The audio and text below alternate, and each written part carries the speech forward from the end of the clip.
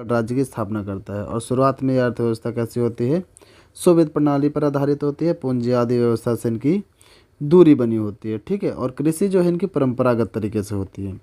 जब परंपरागत तरीके से होती है तो उद्योग की ज़रूरतों को बहुत मुश्किल से ये पूरा कर पाते हैं, और संसाधनों जो इनके पास अपने संसाधन है उसी से बड़ी मुश्किल से गुजारा चल रहा होता है, ठीक है। इसके अलावा और कोई इनके पास चारा नहीं होता है। विदेशी बाजार में तकनीक और कथा सामानों की खरीद के लिए विदेशी मुद्रा की बहुत कमी होती है इनके पास। और सबसे बड़ी समस्या इनके साथ होती है कि बढ़ती जनसंख्या चीन में बाधा उत्पन्न करती है। कहानी ऐसी है चाइना 1970 के दशक में कुछ बड़े नियम बदलती है, यानी कि बड़े बदलाव करती है, हेरफेर करती है।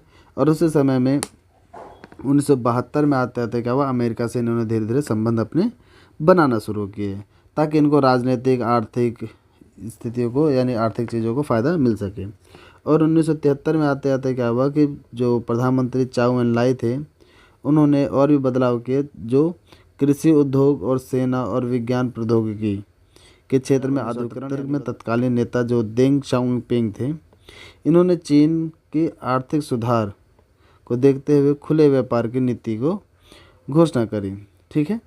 यहीं तक इससे कहानी में बताता हुआ क्या कि जैसे ही चाउ एन लाई आए तो उन्होंने काफ़ी नीतियाँ बदली और औद्योगिक क्षेत्र में काफ़ी बदलाव किए। औद्योगिक क्षेत्र में बदलाव ये था कि देखो, चाइना जो है पहले शुरू में आपको पता है समाजवादी देश होता है, ठीक है। उसके पास संसाधन की कमी होती है, जो संसाधन होते हैं बड़ी मुश्किल से खर्चा चल रहा होता है, ठीक है। तो चाइना ने बदलाव 1973 में शुरू होता है। 1973 में क्या हुआ कि कृषि पर जो व्यवस्था इनकी थी, कृषि से ही पैसा निकाल करके ये अपने उद्योग में लगाने लगे, ठीक है, इंडस्ट्री में। और उसके लिए मशीनें कहाँ से आई, अमेरिका से, क्योंकि अमेरिका से 1972 में उन्होंने अपने संबंध बहुत अच्छे कर लिए, ठीक है। तो जब वहाँ से मशीनरी आने लगी तो उन्होंने जनसंख्या को अपने उद्योग फैक्ट्री में लगाना शुरू किया, ठीक है। वहाँ से सारी चीज़ें सस्ती चीज़ों को बनाना शुरू किया। जब ये सारी चीज़ सस्ती चीज़ों को, यानी हर माल जैसे 10 रुपये वाला मामला रहा, तो हर माल जैसे 10 रुपये होता है उसी हिसाब से इन्होंने कहा तो बहुत सस्ती चीज़ें बनाई, जो कि पूरी दुनिया में बहुत ज़्यादा। जब संसाधन इन्होंने अपना बना लिया तो मार्केटिंग के लिए इन्होंने क्या स्ट्रेटेजी अपनाई कि सभी देशों को, यानी कि यहाँ देखो आपने पढ़ा कि देंग शाओपिंग ने क्या किया, 1978 में खुले व्यापार की नीति अपनाई। खुला व्यापार यानी कि ओपन डोर पॉलिसी हो गई कि सब कोई भी देश भारत चाइना के साथ आके व्यापार कर सकता है। जब ये व्यवस्था मिली तो बाकी देशों को लगा कि भाई चाइना की जनसंख्या बहुत ज़्यादा है तो ख़रीदार भी बहुत ज़्यादा होंगे, मार्केट बहुत बड़ा है, तो पूरी दुनिया चाइना की तरफ आकर्षित हुए बेचने के लिए। जब ये चाइना पहुँचे तो जो सामान इनके पास था उससे सस्ता सामान चाइना खुद दे रहा था, क्योंकि उन्होंने क्या किया, अपनी फैक्ट्री में बना लिया था सारी चीज़ें, ठीक है। तो लोग चाइना में बेचने के बजाय अब चाइना के संसाधनों को खरीद करके, क्योंकि बहुत सस्ता था, खरीद करके पूरी दुनिया में बेचना शुरू किया। इससे चाइना को 2-3 फ़ायदे हुए। फ़ायदा ये हुआ कि उसको प्रचार करने के लिए पैसा खर्च करना नहीं पड़ा, दूर दूर देशों में जाकर के मार्केटिंग नहीं करनी पड़ी, और ऑटोमेटिक क्या हुआ, मार्केटिंग होने लगी। और देखते देखते चाइना क्या हुआ, बहुत तेज़ी से आगे बढ़ना शुरू हुआ, ठीक है। तो जब चीज़ें आगे बढ़ती चली गई तो चाइना ने क्या किया, अब अपनी खेती को भी क्या किया, जो समाजवादी थी वो अब निजीकरण कर दिया, यानी प्राइवेटाइज कर दिया गया।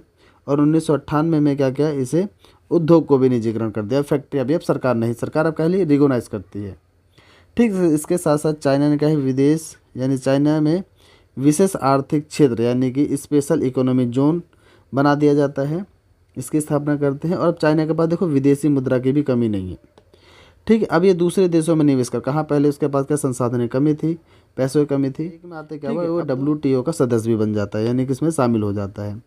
नकारात्मक पहलू की अगर हम बात करते हैं, देखो चाइना में जो भी इनोवेशन हुआ, जो भी विकास हुआ, उस विकास का लाभ सभी को नहीं मिला, ठीक है। चाइना में बेरोजगारी बढ़ी और 10 करोड़ से ज़्यादा लोग क्या है, रोजगार की तलाश में भटक रहे हैं। गांव शहर हो, चाहे तटीय इलाका हो, चाहे भूमि हो, आय सबकी अंतर होता है, यानी आय सबकी अलग अलग होती है।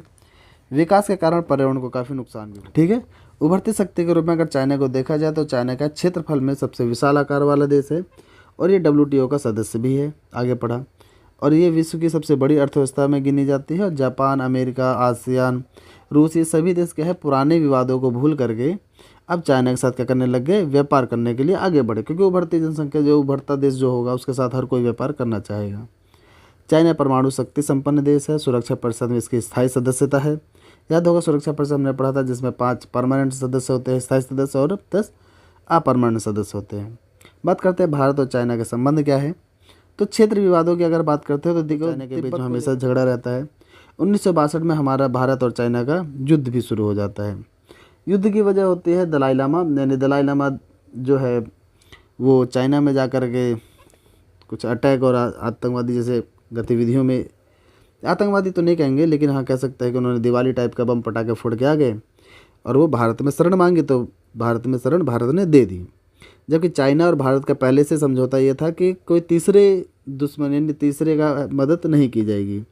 यानी ऐसा समझिए जैसे भारत का अगर कोई दुश्मन देश है तो उस दुश्मन देश की मदद चाइना नहीं करेगा और चाइना के दुश्मन देश के सदस्य मदद भारत नहीं करेगा। लेकिन भारत ने क्या किया, यहाँ पे गलती ये होती है हमसे कि हम दलाई लामा को शरण दे देते हैं, जिससे चाइना कहता है कि भारत ने हमारे क्या समझौते का उल्लंघन किया है और इसी वजह से 1962 में हमारा युद्ध होता है जो हम हार जाते हैं। ठीक है, 1966 तक यानी 76 तक दोनों देशों में कूटनीतिक संबंध समाप्त हो जाता है, यानी कि बहुत विवाद तनाव हो जाता है, सीमा विवाद। और सीमा विवाद में भी क्या था, क्या है, संबंधों में गिरावट आनी शुरू हो जाती है। यूएनओ में क्या है, भारत के आतंकवादी प्रस्ताव को विरुद्ध चीन वीटो पावर की शक्ति का प्रयोग करता है, जो कि पाकिस्तान के समर्थन में। जब भी भारत ने आतंकवाद को लेकर के पाकिस्तान को टारगेट करता है तो इसमें चाइना क्या करता है कि पाकिस्तान का पक्ष लेता है। आपको पता है ना, वीटो पावर होगा, जिस वीटो पावर में सदस्य देश जो परमानेंट देश है उन्हीं की बात ज़्यादा सहयोग की बात करते हैं। यानी कुछ विवादों पे भारत और चाइना का विरोध भी है तो कुछ पे सहयोग भी है। दोनों देशों के संबंध क्या है, राजनीतिक ही नहीं बल्कि क्या आर्थिक पहलू भी काफ़ी महत्वपूर्ण माने जाते हैं। 1988 में राजीव गांधी ने चाइना का दौरा करते हैं और इससे कहते संबंधों में सुधार करने का प्रयास भी किया जाता है। दोनों देश का सांस्कृतिक लिहाज से एक दूसरे का कहता है सम्मान करते हैं और 1999 में भारत चीन व्यापार 30% सालाना दर से बढ़ती है और 1917 में आकर के ये 84 अरब डॉलर हो जाती है। ठीक है, तो यहाँ तक था चाइना के बारे में, जो कि चाइना के नकारात्मक सकारात्मक। कुछ चीज़ें हम जापान के पढ़ लेते हैं। देखो जापान का है एशिया महाद्वीप में पूर्व में एक क्या है द्वीपी देश है। द्वीप उसे बोलते हैं जो चारों तरफ से पानी से घिरा हो। देखो ये जापान वाला हिस्सा है हमारा, ठीक है, तो ये जापान है, ये द्वीपी देश है और ये एकमात्र ऐसा देश है जिनसे परमाणु हमले को झेल चुका है। और जापान के संविधान के एक्ट यानी कि आर्टिकल 19 यानी अनुच्छेद 9 के अनुसार अंतर्राष्ट्रीय विवादों को सुलझाने में बल का क्या है हमेशा के लिए त्याग दिया। यानी कि अंतर्राष्ट्रीय विवादों को सुलझाने के लिए इन सब चीज़ों के लिए जापान कभी नहीं जाएगा और ना ही कोई ऐसा संगठन बनाएगा। उसने ऐसे चीज़ों को त्याग दिया है। अगर जापान को प्राकृतिक संसाधन बहुत कम है और कच्चे माल का ही आयात करता है, इसके बावजूद भी देखो टेक्नोलॉजी प्रौद्योगिकी के उत्पादन के लिए काफ़ी प्रसिद्ध है।